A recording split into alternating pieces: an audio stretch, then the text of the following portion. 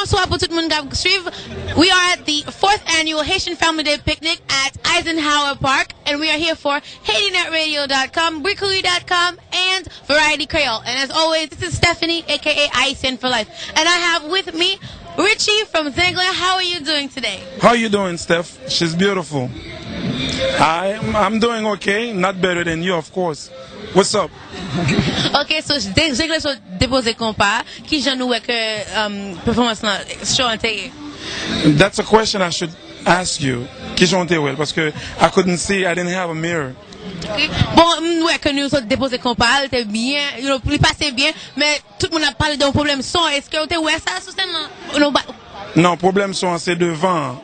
Unfortunately, en dedans, il y a un petit problème tout. Bon, son growing festival et jazz qui jouait avant yo, conseil de chansons pas gagner parce que c'est comme nous jouons avant, c'est soundcheck nous fait pour jazz qui va jouer après. Vous comprenez? So I hope it gets better later on, but nous fait ça capable en tout cas. Okay. So qui genre là je pour un festival, nous pas pour un bal. Qui genre est-ce que nous choisissons différentes musiques, combien qui genre nous choisissons musique pour ça? It's the tempo. You play faster most of the time because festival là moun n'a pas danser.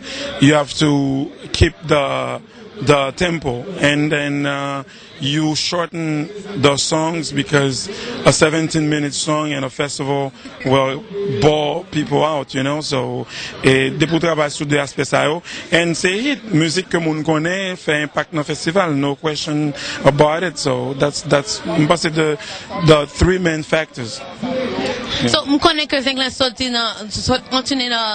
Antoine, sorry, et Haiti. Qui ça s'est passé? Bon, il était bien passé et ça encore c'est où me demander because if you get the feedback that it was positive, it was positive. If you didn't give the feedback, on bagage qu'on pas fait. Haïti saute fun en deux, une sorte fun petit pays en deux à compas en bas. So nous fait rentrer là, nous tout vinn là, nous rentrer là quand nous demain si Dieu veut pour nous aller famille and stuff like that. Then start working on, continue working on the album. Je me poser Richard Cavé même question. Est-ce que vous avez une différence là je pour une audience aux Antilles ou bien une audience ici? Et aux Antilles, gens plus demanding because moun qui n'a assistance yo gon fort majorité qui musicien. And they know compas. Tant que Haïtien ont tendance à adopter l'autre bagaille, que soit c'est raga qui te cover, soit c'est troubadour, soit c'est racine, mais entière gon belief dans compas and these people mastered sacré le compas. So if you come to play as a Haitian band, wap von bagay ki pa compas, they're gonna tell you, and they're not Haitian. So it's like you have to be careful playing for those people. Yo averti, son public averti que et yo compte supporter tout. You know, they will pay their way in your shows, no questions asked, regardless if they're your closest friends, and they will buy the CDs, no matter how close they are to you, but they're gonna make sure that you sign it. You know, they're very good people. So you said something that was very key. You said they will buy the CDs. I know that here there's a big problem with bootlegging. You know, do you think that it's a Haitian problem or just like an epidemic that's going around? Well, it's not just Haitian, but it's legal in our community because American get bootleg too, but c'est clandestinement moun nan ka pou you on the side and tell you that he has this or that, but Haitien watch the bootleg nan shelf. That's not fair. And moi m'ba un problem avec bootleg because I had to point them out in the BS production song that I did I think 8 years ago.